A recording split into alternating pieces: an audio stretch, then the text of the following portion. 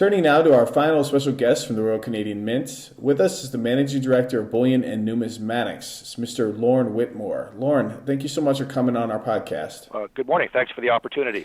So, Lorne, we had spoke briefly yesterday morning with the CEO of the Royal Canadian Mint. It's a real privilege to speak with Marie, and it's a real privilege to speak with you. I wanted to start off by letting the listeners know, how you got involved with the Royal Canadian Mint, your background there, if you could. Sure. I actually joined the Royal Canadian Mint in the summer of 2017, so a little over 2 years ago. I came on board originally to support our numismatic and our bullion businesses, particularly our business-to-business channels. I then took on sometime thereafter responsibility for the refinery and storage business, and it's been an absolute pleasure to work for a great organization with great people. Well, that's great. The storage business is relatively new. That I've seen that kind of bubble up out of the last few years. So obviously, there's been a lot of growth there, I would assume. Yeah, absolutely. I think investors are always looking for a secure place to store their precious metals, and obviously, we've got some pretty good pedigree and some really secure and facilities that are first class, and we're pleased to be able to offer that service in addition to some of the other ones that we do.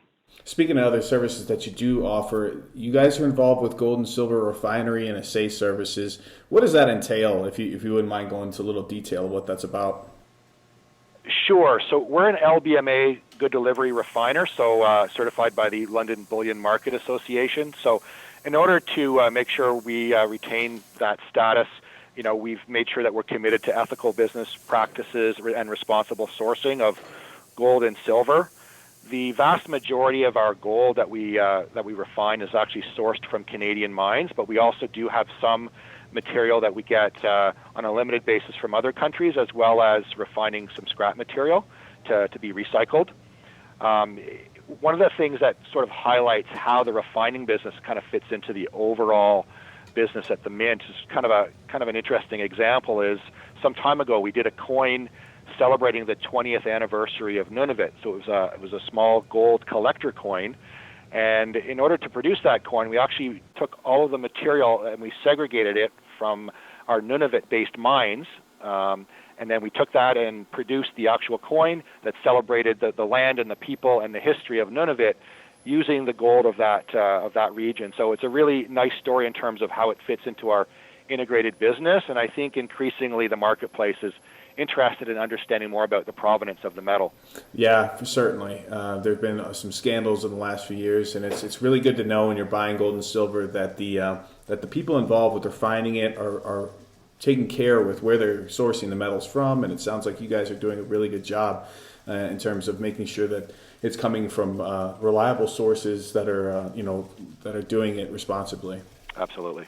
So you guys are one of the lone sovereign bullion mints that actually refine the precious metals. So that's a lot different. Most mints don't do that. They outsource a lot of that work. But you guys are one of in the cutting edge in terms of purity. I mean, you've made the most pure gold coin ever issued. A lot of your products, I think all your products are typically 0.9999.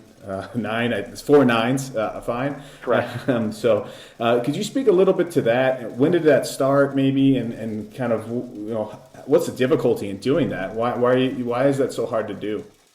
Sure. First of all, purity has always been a calling card at the Royal Canadian Mint. So back in '79, the RCM actually launched the world's first 3 nines, so 99.9% pure gold bullion coin, which is the gold maple leaf. And we continued along that path. In 1982, we introduced the first 4 nines bullion coin, which is sort of our standard gold maple leaf offering at the moment. But we actually took it a step further in 2007, as you alluded to. We actually produced 5 nines gold at a refinery here and produced a 5 nines pure gold bullion coin. And every year we try and have a special release of our bullion products that actually celebrate that 5 nines capability. And the other thing you alluded to was what we coined the $1 million coin, which is something we also did in 2007, which was a 100 kilogram 5 nines pure gold maple leaf coin as well. So, and the face value is $1 million, hence the moniker. Mm-hmm. Yeah, the very large gold coins that you guys have made have been great. Some of the videos that have been released on those have been really impressive. I wanted to turn a little bit and to give you guys kudos I've been in this industry for over 10 years, and as far as sovereign mints is concerned, you guys have been on the forefront, on the cutting edge of the anti-counterfeit, design regime, where you essentially have been well ahead of some of the threats that have been coming to market, some of the fake gold and silver products. And you guys were the first to come out with various additions to your silver maple leaf coin and your gold maple leaf coin. Could you speak a little bit to the radial lines and some of the micro engraving and some of the security bullion DNA things that you guys have come up with? Sure. First of all, when it comes to investment buyers, sort of trust and liquidity are really king. So we try to address both of those elements in our product design and our product attributes. So maybe just quickly before we talk about the security features, in terms of liquidity, the fact that our bullion products are accepted by all of the major precious metal exchanges, London, New York, Tokyo, Shanghai, and Singapore. So the LBMA designation that I mentioned to you earlier, I think gives investors the confidence to invest in our products, as well as the purity that we just talked about. But certainly, knowing that when you make an investment in one of our coins, that it's a secure investment, you can have the confidence and trust that it's a genuine product. We recognize that quite early as something that's really important to investors. So we did build in, over time, a number of innovative, both overt and covert security features. So an overt one would be the radial lines you mentioned. We also have a laser mark. And we introduced something called Bullion DNA anti-counterfeiting technology, which allows us to digitally authenticate each and every gold coin and silver coin out in the marketplace. So both precious metals and base metals are obviously important, but certainly when you're dealing with precious metals, having that security around your investments critically important. Yeah, kudos to you guys, because the product variety that you have in not just in obviously in the numismatic world, you guys have a huge array of products, but even in the bullion world, you have, for a sovereign mint, you're one of the only sovereign mints that produces silver bars of different sizes. You have 100-ounce bars, which are a heavy favorite by a lot of 100-ounce bar buyers because it's nice to have a government backing on your 100-ounce bar. 10-ounce bars as well, which have unique serial numbers and radial lines. It's been, I've been in this industry for a long time, and to see the various products. I mean, on gold, you go from 400-ounce bars all the way down to 1 gram gold coins and even 1 gram gold bars, and I think you even have smaller than that in gold coins too. I mean, you guys have been pretty aggressive in the terms of the wide array of selection. Could you speak a little bit to the selection, and is that a driving principle that you guys have? Yeah, it is for sure. And when we think about our products, it really starts with looking at the customer. So what we try and do is offer a mixed product portfolio that meets market demand from different regions and different customer objectives, and try to make sure that we're able to fulfill sort of the product needs and the objectives of each of those customer types. So as an example, there may be an institutional investor that's looking for large bars, whereas industrial and jewelry manufacturers may have demand for grain, as one example, or kilo bars, coins, or small bars are appropriate vehicles for retail investors. So we try and make sure that we're able to offer the full array of products that meet distinct needs across different marketplaces and different customer profiles. Yeah, just speaking from firsthand experience, in 2012, I had traveled to Asia to do some work in our industry, and I was surprised and taken aback by how popular your products were, and specifically in Taiwan.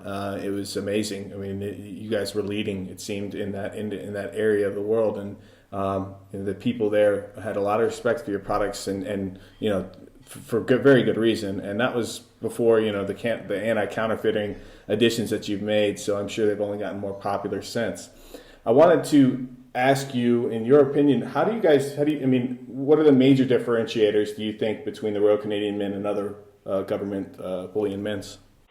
I have to say it's not really one thing. I think it's the totality of that combination of features that reflects really two things that are sort of the hallmarks of our business, and that's one, the focus on the customer needs, as well as a commitment to innovation.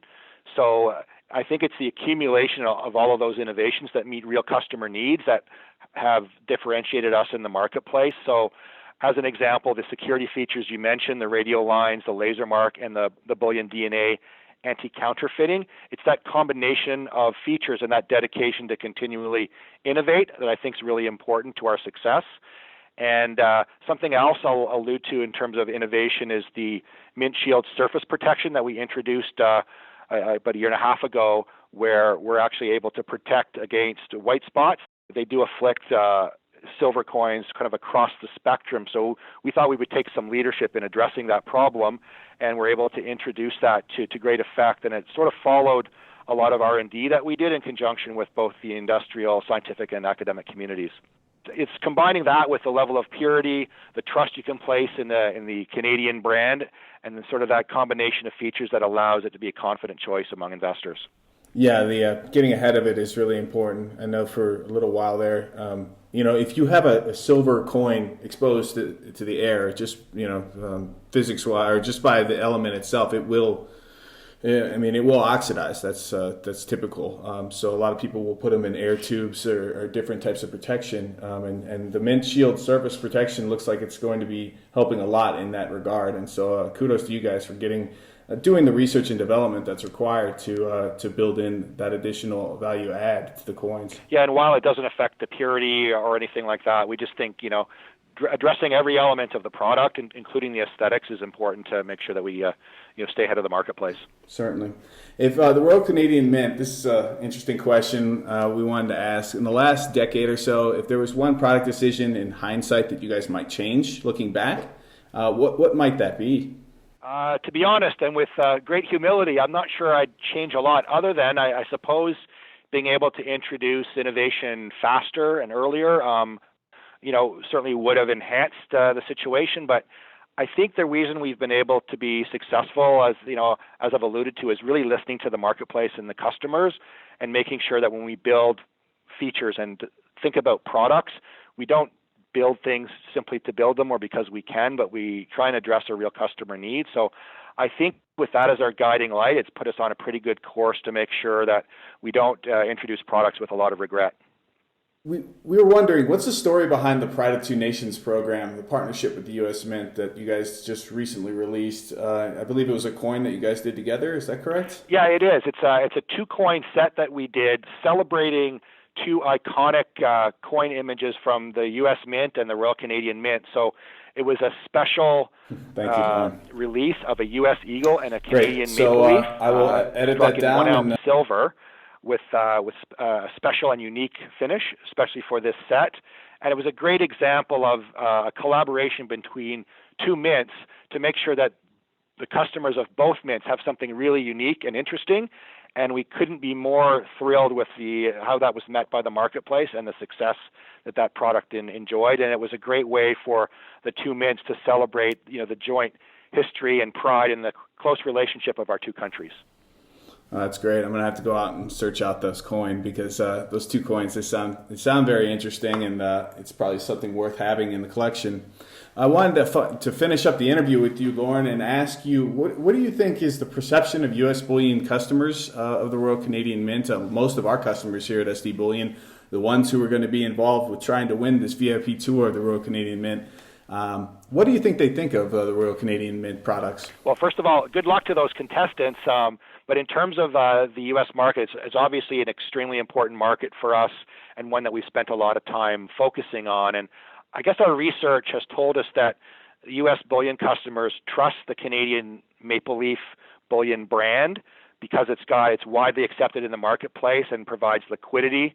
I think the purity advantages, the trust in the brand, and the security that we've talked about, and also in a combination of features and price that represents really good value for the investor.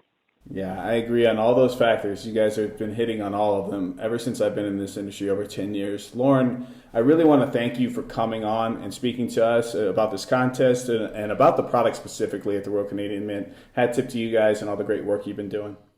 Okay, well, it's been a real pleasure, and I look forward to learning the outcome of your contest. Thank you, Lorne.